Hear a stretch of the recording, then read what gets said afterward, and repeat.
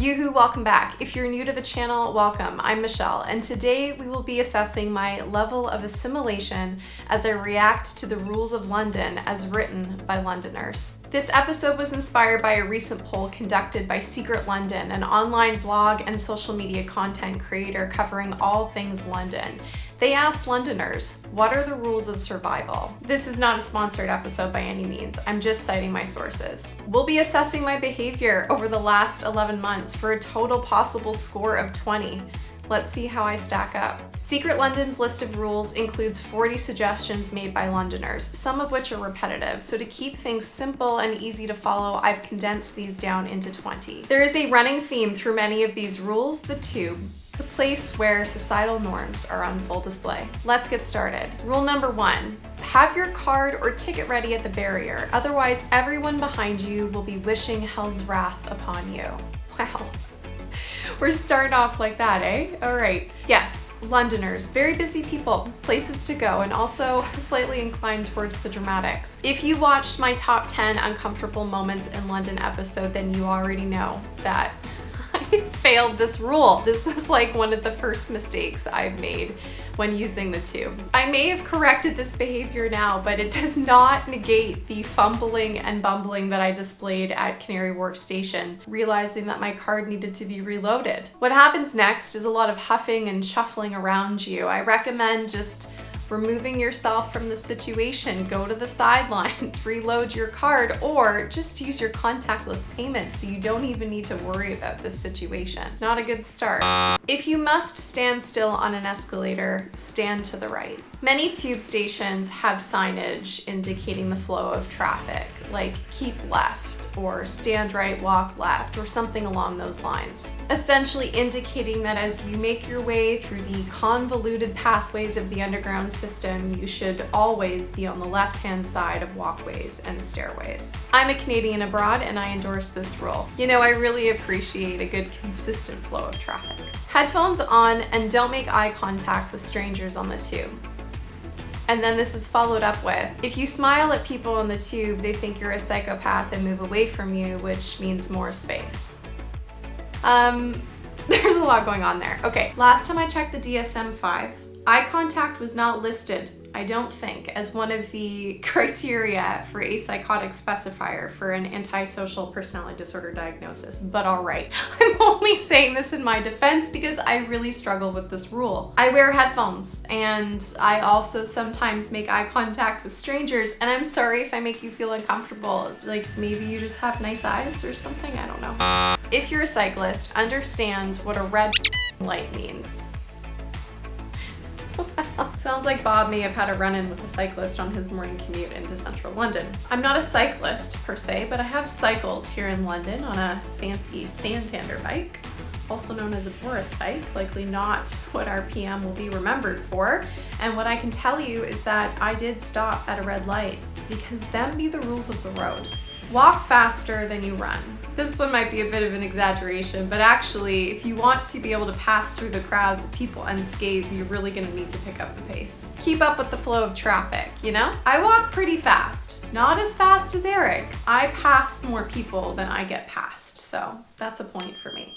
Don't fall asleep on the night bus or tube. Never done it, and hope to all that is good in the world that I never do this. You don't want to be that person, but if you've done it, you probably have a really good story and I'd like to hear about it. If you see me with my eyes closed on the tube, I'm not sleeping. I'm certainly listening to everything that's happening around me, or a really good podcast. This is then followed up with, get an Uber account for when you wake up in Cockfosters. Yikes. Where is Cockfosters? Cockfosters Station. Oh my gosh, wow. That's really out there. Got the Uber account ready just in case, I guess. This next one's just straight to the point. Citymapper. Yeah, I had the Citymapper app downloaded on my phone before I even knew where the closest tube station was. If you aren't familiar with Citymapper, it's honestly a lifesaver for like tube strikes, signal failures, or like I just walked down this random alleyway and now I have no idea where I am moments. It even tells you which part of the train you should be on, like front, middle, or back, or what exit you should take when you get there, which is really helpful at certain stations. I've seen people attempting to use Google Maps to get around London, and it's taken like everything in me to not run up to them and be like, hey, you really should be using Citymapper. Best to just let people do their thing. Know that you don't take the tube from Leicester Square to Covent Garden or Charing Cross to Embankment. Personally, I choose to walk anything that's less than like a mile, unless I'm on the daily rate on the tube, and then I might forego a 10-minute walk. But some stations are so close together, it like provokes a unison eye roll amongst the passengers around you as they watch you get on the train and then off again within like less than a minute time span. I'm sure there are some perfectly logical explanations for why some stations are built so close together, like city planning or connecting lines, but it really does beg the question, why? Don't take the stairs at Covent Garden Tube Station. I'll take the stairs. She also missed this sign.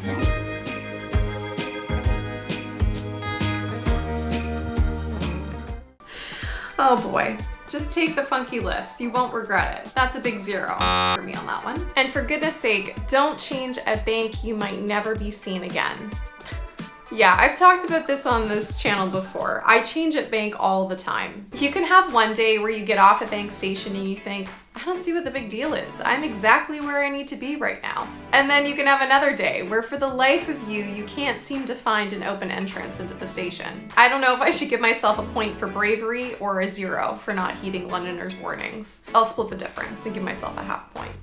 Say sorry when someone else bumps into you.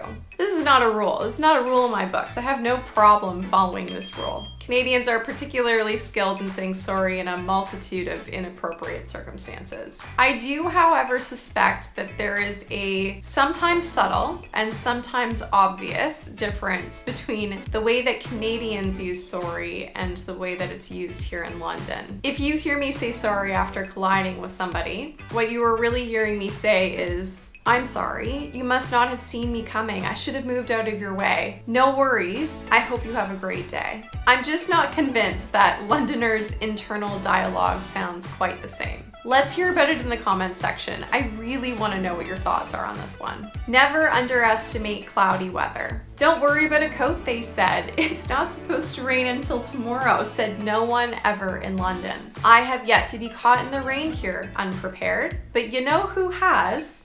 Eric. Let me tell you a little story. One day, Eric stayed overnight in central London midweek. The day prior was a beautiful, sunny fall day here in London. The next, it was pissing rain. Guess who shows up in Green Park with a change of clothes and a raincoat for her London newbie? This guy. Always carry water when you go on the tube in the summer. Yeah, she gets pretty spicy. I have failed to remember my water bottle on a short excursion. And deeply regretted it. I stood right on the escalator that day. We're shifting into a new category of rules. Be rich. Followed up with, don't go outside because you will spend 20 pounds. First off, I'd like to know what this person's definition of rich is. Second, if you've been following my channel, you know that I've done some pretty cool things for the price tag of 0 pounds. With that being said, if you so much as take the tube, maybe grab a coffee or a snack, a couple groceries for tonight's dinner, or grab a pint with coworkers after work, you've likely spent 20 quid. I don't know what rich means.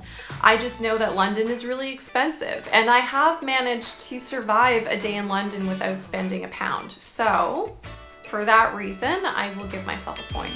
Along the same lines here, your salary belongs to your landlord. Survive that and the rest is easy. The truest of words. The ratio of one's salary that goes towards housing is unbelievable here. This isn't unique to London, but it is the rules of life in London.